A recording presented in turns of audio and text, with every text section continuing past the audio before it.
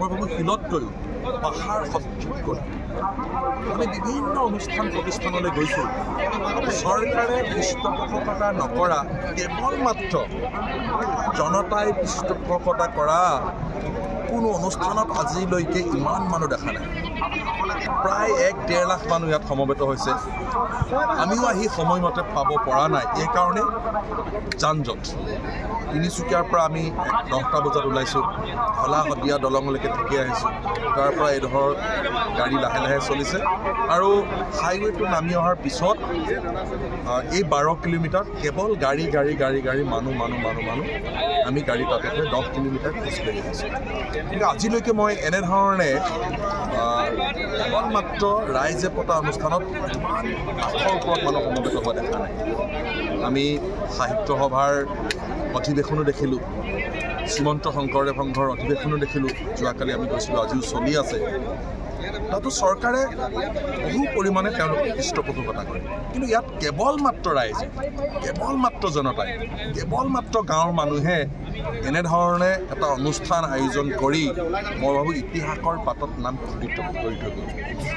আৰু ৰাজীৱ হদিয়াৰ ক্ষেত্ৰত ৰাজীৱ হদিয়া মৃত্যুৰ দিনৰ পৰা আজিলৈকে আমাৰ অসম জাতীয়তাবাদী যুৱ ছাত্ৰ পৰিষদৰ তিনিচুকীয়া জিলা সমিতিয়ে এটা ডাঙৰ টিমে কাম কৰি আছে, আজিলৈকে কৰি আছে। ৰাজীৱ হদিয়াৰ লগত আমাৰ এটা বহুত আত্মিক সম্পৰ্ক আছিল। অসম জাতীয়তাবাদী যুৱ ছাত্ৰ পৰিষদক আপোনালোকে জানে যে একেবাৰে গ্লেমাৰ নথকা এটা সংগঠন, আৰু ৰাজীৱ হদিয়াও গ্লেমাৰ নথকা এটা সংগঠন, এগৰাকী শিল্পী আছিল। গতিকে তেওঁ অসম জাতীয়তাবাদী যুৱ ছাত্ৰ পৰিষদৰ প্ৰায়বিলাক অনুষ্ঠানলৈকে আমি আমন্ত্ৰণ কৰিছিলোঁ। তেওঁ সেই আমন্ত্ৰণ ৰক্ষা কৰি গীত পৰিৱেশন কৰিছিলে। শেষৰটো গীত ডিচেম্বৰ মাহৰ 23 তাৰিখে আমি ডিগবৈত কৰিছোঁ। আমাৰ খুব এটা আত্মিক সম্পৰ্ক আছিল ৰাজীৱ হদিয়াৰ লগত। কিন্তু মৃত্যু দিনৰ পৰা আজিলৈকে এটা কথা খুব বেছি প্ৰচাৰ হৈছে যে ৰাজীৱ হদিয়া চৰকাৰৰ বিৰুদ্ধে প্ৰতিবাদ কৰা এটা প্ৰতিবাদী কণ্ঠ আছিল বা এগৰাকী শিল্পী আছিল। ৰাজীৱ হদিয়া কেৱল মাত্ৰ চৰকাৰৰ বিৰুদ্ধে গান গোৱা বা প্ৰতিবাদী কণ্ঠ নাছিল। আমি পৃথিৱীৰ ইতিহাসত যদি চাওঁ, যিবিলাক বিখ্যাত শিল্পী আছে, সেই শিল্পীসকলে সমাজ পৰিৱৰ্তনৰ কাৰণে গান ৰচনা কৰিছে আৰু গান গাইছে।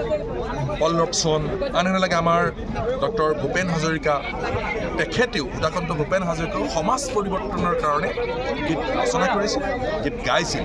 ৰাজীৱ হদিয়ায়ো সমাজ পৰিৱৰ্তনৰ কাৰণে গীত ৰচনা কৰিছিল, গীত গাইছিল। হয়, এগৰাকী শিল্পী হিচাপে চৰকাৰে কৰা যিবিলাক জাতিৰ বিৰোধী কাম, সমাজ বিৰোধী কাম, তাক সমালোচনাই নহয়, তীক্ষ্ণ সমালোচনা কৰিব লাগে শিল্পীসকলে। আৰু ৰাজীৱ হদিয়াও তাকে কৰিছিল। কিন্তু ৰাজীৱ হদিয়াই কেৱল মাত্ৰ চৰকাৰকে যে সমালোচনা কৰি গীত ৰচনা কৰিছিল তেনে নহয়। বহু সময়ত আমাৰ জাতীয় দল সংগঠনৰ মানুহবিলাকেও আমি টেগ বাঢ়ি হৈ যাওঁ, তেতিয়াও তেওঁ কৈছিল যে গীত ৰচনা কৰিছিল, দিনত হ'লে মুৰ্দাবাদ, ৰাতি হ'লে জিন্দাবাদ। গতিকে আমাকে সতৰ্ক কৰি দিছিল এই কথা বতৰাবিলাকে। আনহাতে সংযুক্ত মুক্তি বাহিনী আলফাৰ বিৰুদ্ধেও গীত তেওঁ ৰচনা কৰিছিল। কাৰণ এজন শিল্পীৰ সেইটো দায়িত্ব। শিল্পী এজনে কথাৰে নহয়, তেওঁ শিল্প সাধনেৰে বা গীতেৰে সমাজখন সচেতন কৰিবলৈ চেষ্টা কৰে। যেতিয়া সমাজখনত বিভিন্ন দুৰ্নীতি হয়, বিভিন্ন দল সংগঠনৰ দুৰ্নীতি হয়, তেনেধৰণে এজন শিল্পীয়ে সমাজখন সচেতন কৰিবৰ কাৰণে বা সেই সময়ৰ এটা জীয়া প্ৰতিচ্ছবিক ধৰি ৰাখিবৰ কাৰণে গীত ৰচনা কৰে। প্ৰত্যেকটো আমাৰ গণশিল্পী ৰাজীৱ হদিয়াই যিমানবিলাক গীত ৰচনা কৰিছিল বা তেওঁৰ দলে তেওঁৰ লগত যিবিলাক মানুহ আছিল গীত ৰচনা কৰিছিল, সেই সময়ৰ জীয়া জীয়া এখন প্ৰতিচ্ছবিক ধৰি ৰাখিবলৈ সক্ষম হৈছিল। সেইকাৰণে ৰাজীৱ হদিয়া সকলো সময়তে এগৰাকী গণশিল্পী আছিল। গণশিল্পী হিচাপে মই ভাবোঁ অসমৰ প্ৰেক্ষাপটত অনাদি অনন্তকাললৈকে